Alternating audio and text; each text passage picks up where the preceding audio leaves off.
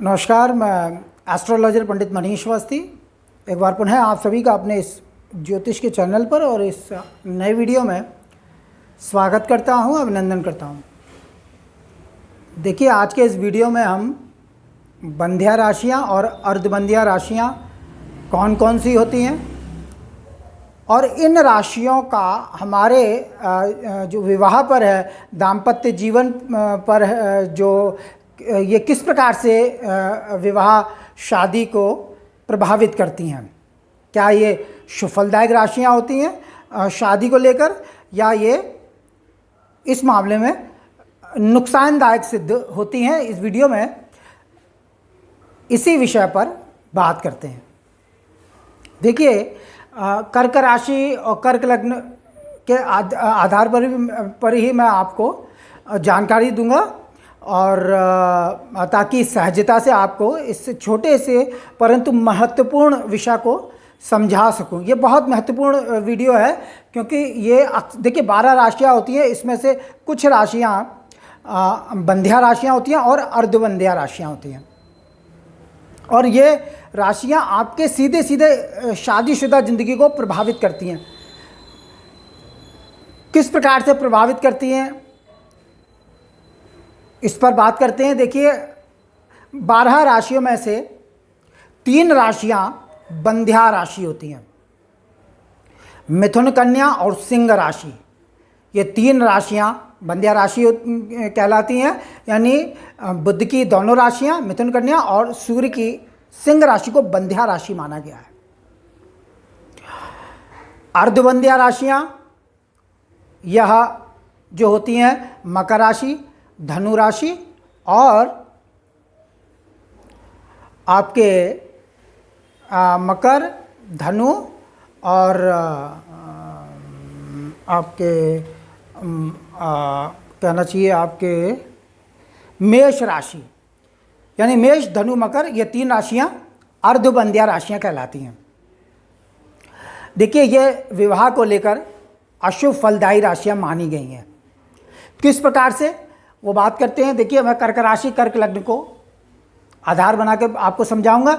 देखिए, अगर जन्म पत्रिका में अधिकाधिक ग्रह, यानी ज़्यादा से ज़्यादा ग्रह, 9 ग्रह में से ज़्यादा ग्रह अगर इन बंध्या राशियों में होंगे या अर्धबंध्या राशि में होंगे, तो यह आपके विवाह को होने नहीं देंगे, होने में दिक्कत पैदा करते हैं, परेशानियां देते हैं, रिश्ते को बनने नहीं देते हैं, और यहाँ तक कि विवाह प्रतिबंधक योग भी निर्मित हो जाता है, यानी शादी ही नहीं होने देते। और अगर कभी भाग्य के सहयोग से विवाह संपन्न हो भी गया तो उसको चलने नहीं देते, अगर अधिकाधिक ग्रह, ज़्यादा से ज़्यादा ग्रह इन बंध्या राशियों में होंगे। कौन कौन सी? मिथुन, कन्या, सिंह और मेष, धनु, मकर, इन राशियों में। तो ये बंध्या और अर्धबंध्या राशियाँ कहलाती हैं। अगर जन्म पत्रिका की, जैसे मैंने बताया, अधिकाधिक ग्रह इन राशियों में होंगे, मिथुन, कन्या, सिंह राशि में या मेष, धनु और मकर राशि में, अगर जन्म पत्रिका के अधिकाधिक ग्रह बैठे होंगे तो ये विवाह को होने नहीं देते, और विवाह हो जाता है तो उसको नष्ट करने के लिए यह राशियां पर्याप्त होती हैं। अब मैं कर्क राशि, कर्क लग्न के आधार पर आपको समझाने की कोशिश करता हूं। देखिए, कौन कौन से ग्रह अगर इन राशियों में आते हैं तो निश्चित रूप से विवाह के लिए ये अशुभ सूचक स्थिति जन्म पत्रिका में निर्मित हो जाती है। देखिए, सबसे पहले द्वितीयेश, यानी दूसरे घर का स्वामी, द्वितीयेश, सप्तमेश, भाग्येश और चतुर्थेश, ये 4 ग्रह अगर जन्म पत्रिका में इन्हीं बंध्या राशियों में बैठे होंगे, मिथुन, कन्या, सिंह, मेष, धनु, मकर, तो आपके विवाह में विलंब होगा, विवाह को होने नहीं देंगे, और अगर भाग्यवश विवाह हो गया तो उसको चलने नहीं देंगे।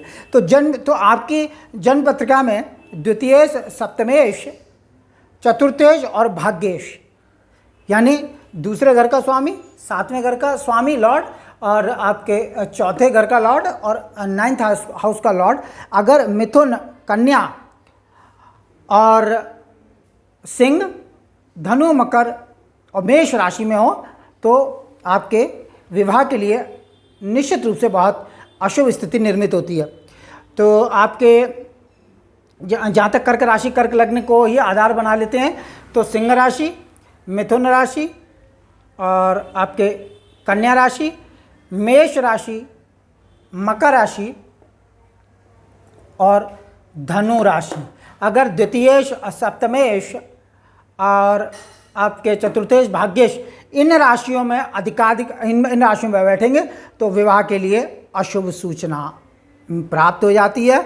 और अगर यह ग्रह बैठे हों साथ में अन्य जो ग्रह हैं, अन्य भावों के जो स्वामी हैं, वह भी इन राशियों में अगर आ जाएंगे तो निश्चित रूप से आपके लिए यह दुखदायी स्थिति होगी और आपके विवाह को ये प्रतिबंधित करेंगे, विवाह को होने नहीं देंगे।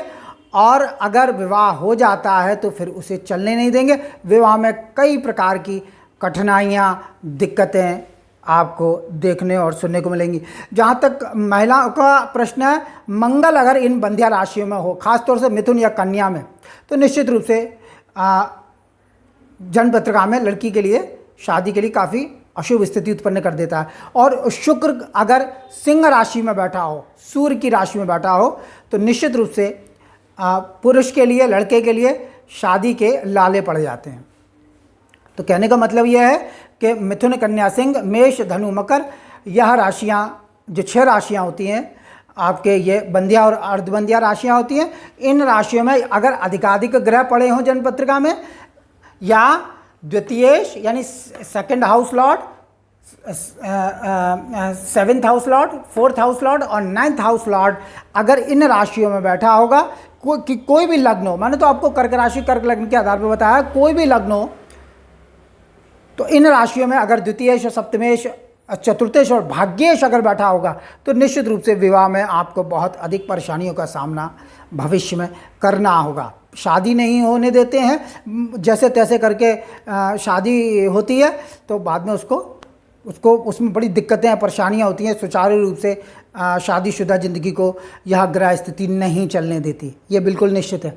तो ये बंध्या राशियाँ हैं, अर्धबंध्या राशियाँ हैं और इनमें द्वितीयेश, सप्तमेश, भाग्येश और आपके चतुर्थेश का बैठना अच्छा नहीं होता।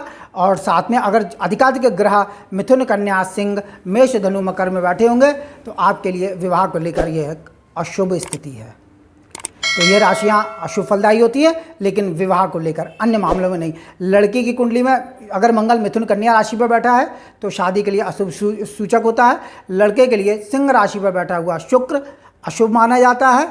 और सिंह और कर्क राशि में अगर शुक्र और चंद्र दोनों एक साथ बैठ जाएं तो भी कहीं ना कहीं आपके लिए अशुभ स्थिति उत्पन्न होती है। तो ये मैंने आपको बंध्या राशियाँ और अर्धबंध्या राशियाँ बताएं और कितने लॉर्ड किस हाउस के लॉर्ड बैठेंगे तो आपके लिए परेशानी सूचक होंगे शादी में। तो इस वीडियो में इतना ही। मेरा वीडियो अच्छा लगे इसे लाइक करें, शेयर करें, सब्सक्राइब करें। जन्म पत्रिका विश्लेषण के इच्छुक हो तो नंबर डिस्क्रिप्शन में।